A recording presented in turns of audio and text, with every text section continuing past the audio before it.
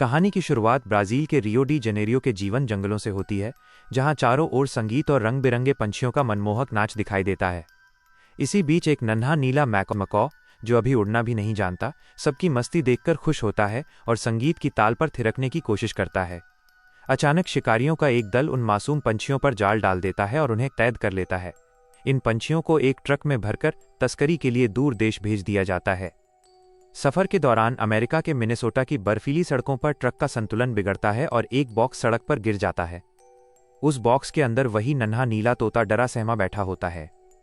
तभी लिंडा नाम की एक छोटी लड़की को वो डिब्बा मिलता है। वो जैसे ही उसे खोलती है, उसे एक खूबसूरत लेकिन सहमा हुआ तोता नजर आता है। लिंडा उसे अपनी बाहों में भरकर बड़े प्यार से कहती है, ओ तुम कितने प्यारे हो, डरो मत, अब मैं तुम्हारा ख्याल रखूंगी। यहीं से उस तोते का नाम ब्लू पड़ता है। समय बीतने के साथ लिंडा और ब्लू बड़े हो जाते हैं और उनकी दोस्ती एक गहरे परिवार जैसा रूप ले लेती है। वे मिनेसोटा के ठंडे शहर में एक साथ अपनी दिनचर्या बिताते हैं। साथ में ब्रश करना, खेलना और लिंडा की लाइब्रेरी, किताबों की दुकान चलाना उनके जीवन का हिस्सा बन चुका है। लिंडा ब्लू को एक पालतू पक्षी की तरह नहीं, बल्कि एक दोस्त की तरह मानती है और उसे पीने के लिए हॉट चॉकलेट कॉफी देती है।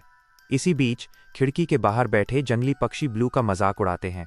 वे उस पर बर्फ के गोले फेंकते हैं और उसे पालतू कहकर चिढ़ाते हैं कि वो सर्दियों में कहीं जा नहीं सकता। ब्लू शीशे के पीछे खुद को सुरक्षित महसूस करते हुए उन्हें अनदेखा करने की कोशिश करता है, लेकिन वे उसकी जीवन शैली पर खूब हंसते हैं। तभी लाइब्रेरी में टूलियो नाम के एक पक्षी विज्ञानी ऑर्निथोलॉजिस्ट का आगमन होता है। वो लिंडा को बताता है कि ब्लू कोई साधारण तोता नहीं, बल्कि अपनी प्रजाति स्पिक्स मैको का आखिरी जीवित नर है। टूलियो समझाता है कि उन्हें हाल ही में रियो डी जेनेरियो में इसी प्रजाति की एक मादा ज्वेल मिली है। वह लिंडा से विनती करता है कि वे ब्लू को ब्राजील लेकर आएं, ताकि इन दोनों का मिलाप कराया जा सके और उनकी लुप्त होती प्रजाति को बचाया जा सके। पहले तो लिंडा हिचकिचाती है, क्योंकि ब्लू ने कभी उड़ना नहीं सीखा और वो बाहरी दुनिया से अनजान है। वो डॉक्टर को बाहर भेज देती है, लेकिन टूलियो अपना कार्ड छोड़ जाते हैं। उस रात ब्लू खुद को आईने में देखता है और अपनी पहचान को लेकर परेशान हो जाता है। वो घर के अंदर उड़ने की कोशिश करता है, पर जैसे ही वो पंख फड़फड़ाकर कूदता है, वो बिजली की लड़ियों और सामान में फंसकर गिर जाता है। ये देख लिंडा को एहसास होता है कि ब्लू की प्रजाति को बचाने के लिए उसे अपनी सुरक्षा की दुनिया से बाहर निकलना ही होगा। आखिरकार लिंडा अपना बैकपैक करती है और ब्लू को लेकर ब्राजील के रियो डी जेनेरियो पहुंच जाती है। रियो पहुंचने पर शहर का नज़ारा बिल्कुल अलग होता है। चारों तरफ संगीत और कार्निवल मेले की तैयारियां चल रही होती हैं। जब टूलियो और लिंडा ब्लू को लेकर लैब की ओर जा रहे होते हैं, तभी ब्लू की मुलाकात दो मजेदार स्थानीय पक्षियों निको और पेड्रो से होती है। वे ब्लू को एक पिंजरे में देखकर हैरान होते हैं और उससे मजे लेते हुए पूछते हैं, और पाजी, कहाँ की तैयारी है? जब ब्लू उन्हें बताता है कि वह एक लड़की ज्वेल से मिलने जा रहा है, तो पेड्रो उसे सलाह देता है कि लड़कियों को इम्प्रेस करने के लिए उसे अपनी ताकत और डोले शोले दिखाने होंगे। वे उसे पंख फड़फड़ाने और स्टाइल दिखाने के टिप्स देते हैं और फिर अपनी धुन में वहां से चले जाते हैं। ब्लू अब थोड़ा नर्वस है और थोड़ा उत्साहित, क्योंकि उसे नहीं पता कि आगे उसका मुकाबला एक बहुत ही गुस्सैल और आज़ाद ख्याल मादा तोते से होने वाला है। डॉक्टर टूलियो लिंडा और ब्लू को लेकर अपने पक्षी संरक्षण केंद्र ट्रीटमेंट रूम पहुंचते हैं। वहां का नज़ारा देखकर लिंडा दंग रह जाती है, क्योंकि वहां स्मगलरों से छुड़ाए गए कई घायल और बीमार पक्षियों का इलाज चल रहा होता है। टूलियो ब्लू को मादा पक्षी ज्वेल से मिलाने के लिए एक विशेष बड़े पिंजरे एवियरी में ले जाते हैं। जैसे ही ब्लू अंदर कदम रखता है, उसकी नज़र बेहद खूबसूरत और चमकदार पंखों वाली ज्वेल पर पड़ती है। ब्लू उसे देखते ही मंत्रमुग्ध हो जाता है और उसकी आंखें फटी की फटी रह जाती हैं।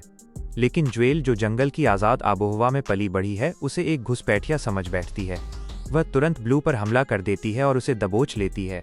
जब उसे एहसास होता है कि ब्लू भी उसी की तरह एक ब्लू मैकॉ है, तो वो हैरान रह जाती है, लेकिन उसका एकमात्र लक्ष्य वहां से भाग निकलना होता है। दूसरी तरफ टूलियो और लिंडा बाहर बैठकर कैमरे के जरिए उन पर नजर रख रहे होते हैं। माहौल को रोमांटिक बनाने के लिए टूलियो एक गाना लायनल रिची का से यू से मी बजा देते हैं, ताकि दोनों के बीच नजदीकियां बढ़ें। संगीत बजते ही ब्लू थोड़ा अनाड़ीपन दिखाता है और ज्वेल के साथ तालमेल बिठाने की कोशिश में वे दोनों लड़खड़ाकर नीचे गिर जाते हैं। मॉनिटर पर यह सब देख रहे लिंडा और टूलियो को लगता है कि शायद उनके बीच बातचीत शुरू हो गई है। लिंडा को थोड़ा सुकून मिलता है और वे दोनों ये सोचकर वहां से चले जाते हैं कि इन दोनों पंछियों को एक दूसरे को समझने के लिए कुछ समय अकेला छोड़ देना चाहिए। ज्वेल पिंजरे से आज़ाद होकर जंगल में भागना चाहती थी, जबकि ब्लू अपनी मालकिन लिंडा की सुरक्षा में ही खुश था। इसी गहमा गहमी के बीच नाइजल नाम का एक चालाक सफ़ेद काकातुआ कॉकटू एक छोटे लड़के फर्नांडो की मदद से चालाकी से ब्लू और ज्वेल को कैद कर लेता है।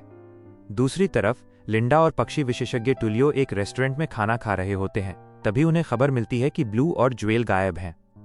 लिंडा बुरी तरह टूट जाती है और पछतावे में कहती है कि उन्हें रियो आना ही नहीं चाहिए था।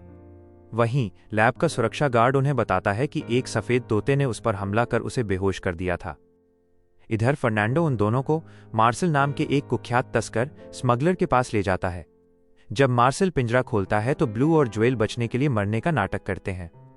जैसे ही उन्हें मौका मिलता है, ज्वेल मार्शल के हाथ पर काटती है और बाहर निकलने की कोशिश करती है, लेकिन नाइजल फुर्ती से उसे अपने पंजों में दबोच लेता है और वापस पिंजरे में कैद कर देता है।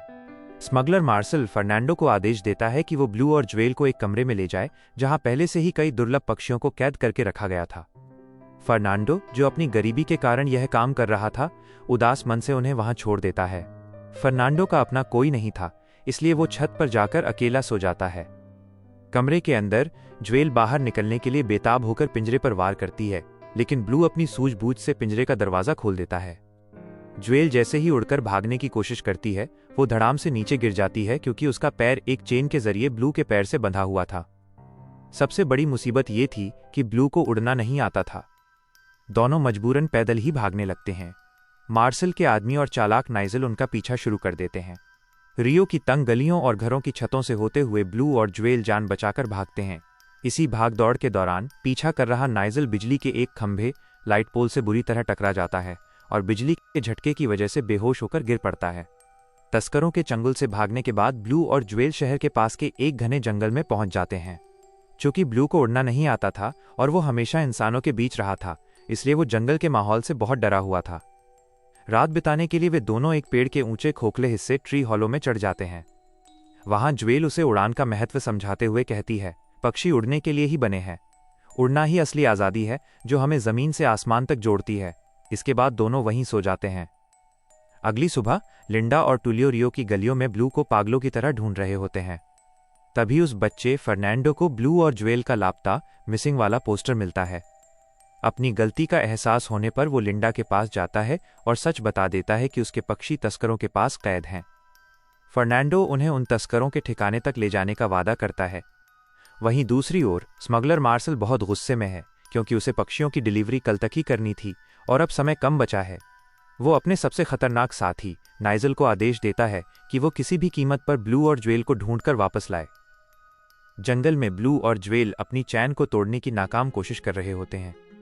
तभी कुछ शरारती छोटे पक्षी उन्हें तंग करना शुरू कर देते हैं, लेकिन तभी वहां राफेल नाम का एक टूकन पक्षी आता है और उन्हें भगा देता है। ज्वेल राफेल से चैन खोलने के लिए कहती है, लेकिन राफेल बताता है कि वो खुद इसे नहीं खोल सकता। वो उन्हें सुझाव देता है कि शहर में लुईज नाम का एक दोस्त है जो इस चैन को काट सकता है। राफेल उन दोनों को लुईज के पास ले जाने के लिए तैयार हो जाता है। इसी बीच खतरनाक नाइजल ब्लू और ज्वेल को ढूंढते हुए जंगल में पहुंच जाता है। वहां उसकी मुलाकात मार्मोसेट्स यानी बंदरों की एक बदमाश टोली से होती है। नाइजल बंदरों के राजा से कहता है कि उसे 2 नीले तोते चाहिए और इसके लिए उसे बंदरों की मदद की जरूरत है। जब बंदरों का राजा पूछता है कि इसमें उनका क्या फायदा, तो नाइजल अपनी ताकत दिखाने के लिए राजा को पंजों में दबोचकर आसमान की ऊंचाई पर ले जाता है और उसे नीचे गिराने का डर दिखाता है। अपनी जान खतरे में देखकर बंदरों का राजा डर जाता है और नाइजल की बात मान लेता है। नाइजल उसे वापस जमीन पर रखता है और आदेश देता है कि पूरे शहर और जंगल में फैल जाओ और उन नीले तोतों को पकड़कर मेरे पास लाओ। अब ब्लू और ज्वेल के पीछे न केवल स्मगलर्स बल्कि बंदरों की पूरी फौज लग चुकी है। राफेल ब्लू और ज्वेल को एक ऊंची पहाड़ी की चोटी पर ले जाता है ताकि ब्लू उड़ना सीख सके। ब्लू बहुत डरा हुआ होता है, लेकिन राफेल उसे समझाता है कि उड़ना पंखों से नहीं बल्कि दिल से होता है। अपनी मालकिन लिंडा को याद करते हुए ब्लू आखिरकार छलांग लगा देता है। हालांकि वो उड़ नहीं पाता और एक पैराशूट हैंग ग्लाइडर पर जा गिरता है। हवा में लहराते हुए उसे पहली बार महसूस होता है कि उड़ना कितना मजेदार हो सकता है और उसे ज्वेल के लिए कुछ महसूस होने लगता है। लेकिन तभी वे पैराशूट से फिसल जाते हैं और नीचे एक ट्रक पर गिरते हैं। वहां उनकी मुलाकात छोटे और मजेदार पक्षी निको और पेड्रो से होती है जो उन्हें रियो आते समय मिले थे। वे बताते हैं कि लुईज, जो कि एक बुलडॉग है, अभी अपने गैरेज के लिए निकला है। लुईस के पास जाने से पहले निको और पेड्रो ब्लू और ज्वेल को जबरदस्ती एक सांबा क्लब में ले जाते हैं। पार्टी का माहौल बहुत शानदार होता है। निको और पेड्रो संगीत बजाते हैं और गाना गाते हैं। संगीत की धुन पर ज्वेल बहुत ही खूबसूरती से नाचने लगती है। ज्वेल को इतना खुश और नाचते हुए देखकर ब्लू पूरी तरह मंत्रमुग्ध पागल हो जाता है और वो भी उसके साथ ताल मिलाने की कोशिश करता है। लेकिन तभी कुछ बंदर उन्हें वहां नाचते हुए देख लेते हैं और तुरंत अपने राजा को खबर भेज देते हैं कि शिकार मिल गया है। सांबा पार्टी में जैसे ही बंदरों की टोली पहुंचती है, उनका राजा ब्लू और ज्वेल को साथ चलने की धमकी देता है। तभी निको और पेड्रो बहादुरी दिखाते हुए कहते हैं, हमारे दोस्त से पंगा मतलब हमसे पंगा। इसके बाद पक्षियों और बंदरों के बीच एक जबरदस्त लड़ाई छिड़ जाती है। सभी पक्षी एकजुट होकर बंदरों पर हमला कर देते हैं। एक बड़ा पक्षी बगुला जैसा ब्लू और ज्वेल को उठाकर हवा में ले जाने की कोशिश करता है, लेकिन बंदरों की पूरी फौज उसके पैरों से लटक जाती है। तभी निको अपनी सिर वाली टोपी, जो एक ड्रम के ढक्कन जैसी है, से बंदरों पर निशाना साधता है, जिससे वे सब नीचे गिर जाते हैं। अंत में वो पक्षी ब्लू और ज्वेल को एक चलती ट्रेन की छत पर सुरक्षित छोड़ देता है। दूसरी तरफ फर्नांडो, लिंडा और टूलियो को उस गोदाम में ले जाता है जहां पक्षियों को कैद किया गया था, लेकिन वहां पहुंचकर उन्हें पता चलता है कि वे देर कर चुके हैं। मार्शल ने सभी पक्षियों को एक ट्रक में भरकर स्मगलिंग के लिए निकाल दिया है। ये सुनकर लिंडा और टूलियो उन्हें रोकने के लिए ट्रक का पीछा करने निकल पड़ते हैं। इधर नाइजल जब देखता है कि बंदर ब्लू और ज्वेल को पकड़ने में नाकाम रहे, तो वो गुस्से में एक छोटे पक्षी को दबोच लेता है। वह पक्षी डर के मारे बता देता है कि वे दोनों ट्रेन में बैठकर निकल चुके हैं। ट्रेन की छत पर ब्लू ज्वेल के करीब जाने की कोशिश करता है, लेकिन नर्वस होने की वजह से उसे बहुत पसीना आ रहा होता है। ज्वेल मजाक में कहती है, छी, तुम्हें तो बहुत पसीना आ रहा है। माहौल को रोमांटिक बनाने के लिए पीछे से निको और पेड्रो एक सुरीला गाना गाने लगते हैं और राफेल ऊपर से फूलों की बारिश करने लगता है। ब्लू हिम्मत जुटाता है और ज्वेल की आंखों में देखकर कहता है, तुम्हारी आंखें कितनी खूबसूरत हैं। जैसे ही वो अपने दिल की बात कहने वाला होता है और बोलता है, ज्वेल, मैं तुमसे बहुत, तभी हवा में उड़ता हुआ एक हरा पत्ता सीधे उसके मुंह में घुस जाता है। ब्लू खांसने लगता है और उसकी बात बीच में ही अटक जाती है। ज्वेल फौरन उसकी मदद करती है और पत्ता निकालने की कोशिश करती है। राफेल ब्लू और ज्वेल को लेकर लुईस के गैरेज पहुंचते हैं। राफेल आवाज लगाता है, कहाँ हो पहलवान? तभी लुईस बाहर आता है। लुईस एक पिटबुल कुत्ता है जो दिखने में डरावना है और उसके मुंह से हमेशा ढेर सारी लार सलीवा टपकती रहती है। लुईस मस्ती में ब्लू और ज्वेल को डराने की कोशिश करता है और फिर एक वेल्डिंग मास्क पहनकर चैन काटने वाली मशीन चालू करता है। जैसे ही लुईस उन्हें मशीन के पास लाता है, ब्लू और ज्वेल डर के मारे इधर उधर भागने लगते हैं। इसी आपाधापी में उनकी चैन लुईस के मुंह में फंस जाती है। लुईस की चिकनी लार और ताकत की वजह से चैन का ताला फिसलकर टूट जाता है। आखिरकार ज्वेल आजाद हो जाती है। वो खुशी से हवा में उड़ने लगती है और चिल्लाती है, मैं आजाद हूं। लेकिन ब्लू नीचे खड़ा ये सब उदासी से देखता रहता है, क्योंकि वो अब भी उड़ नहीं सकता। ज्वेल की खुशी देखकर ब्लू को अपनी कमी पर गुस्सा आने लगता है। जब ज्वेल उसे साथ उड़ने को कहती है, तो दोनों के बीच बहस शुरू हो जाती है। गुस्से में ब्लू निको और पेड्रो का मजाक उड़ा देता है और ज्वेल से कहता है कि उसे उसकी जरूरत नहीं है। दोनों के रास्ते अलग हो जाते हैं। ज्वेल आसमान की तरफ और ब्लू पैदल ही अपनी मालकिन लिंडा को ढूंढने निकल पड़ता है। उसी वक्त नाइजल अचानक ज्वेल पर हमला करता है और उसे अपने पंजों में दबोचकर ले जाता है। निको और पेड्रो ये सब देख लेते हैं और तुरंत भागते हुए ब्लू के पास पहुंचते हैं। वे उसे बताते हैं कि ज्वेल खतरे में है और उसे नाइजल ने पकड़ लिया है। ज्वेल को बचाने के लिए ब्लू और उसके दोस्त कार्निवल पहुंच जाते हैं। दूसरी ओर लिंडा और टूलियो भी ब्लू और ज्वेल की तलाश में वहां मौजूद होते हैं। कार्निवल के अंदर केवल कलाकारों को जाने की अनुमति थी, इसलिए लिंडा और टूलियो नीले तोते की ड्रेस पहनकर भेष बदल लेते हैं। टूलियो जब लिंडा को उस पोशाक में देखता है तो वो उसकी खूबसूरती का कायल हो जाता है। दोनों को अंदर एंट्री मिल जाती है और वे ब्लू को ढूंढने लगते हैं। तभी अचानक एक गलती की वजह से लिंडा को शो वाली झांकी फ्लोट पर भेज दिया जाता है। वहीं दूसरी ओर स्मगलर्स और उनका छोटा सहायक लड़का एक मुर्गी वाली गाड़ी में ज्वेल को पिंजरे में बंद करके ले जा रहे होते हैं। इसी बीच ब्लू, पेड्रो, निको और लुईस कुत्ता भी वहां पहुंच जाते हैं। भीड़ में लिंडा की नजर ब्लू पर पड़ती है और वो उसे आवाज देती है, लेकिन ब्लू का पूरा ध्यान ज्वेल को बचाने पर होता है। ब्लू उस गाड़ी तक पहुंचकर ज्वेल को निकालने की कोशिश करता है, लेकिन तभी दुष्ट काकातुआ नाइजल ब्लू को भी पकड़ लेता है। देखते ही देखते स्मगलर्स की वो गाड़ी वहां से भागने लगती है और लिंडा व टूलियो अपनी कार्निवल वाली झांकी के साथ ही उनका पीछा करना शुरू कर देते हैं। तस्कर मार्शल और उसके साथी सभी पक्षियों को लेकर एक हवाई जहाज में सवार हो जाते हैं। फर्नांडो उन्हें रोकने की आखिरी कोशिश करता है, लेकिन तस्कर उसे देख लेते हैं और वो किसी तरह अपनी जान बचाकर भागता है। तभी लिंडा और टुलियो अपनी गाड़ी से प्लेन को रोकने की कोशिश करते हैं, लेकिन प्लेन उड़ान भर लेता है। जहाज के अंदर ब्लू अपनी सूझबूझ का इस्तेमाल करता है और पिंजरे का ताला तोड़ देता है।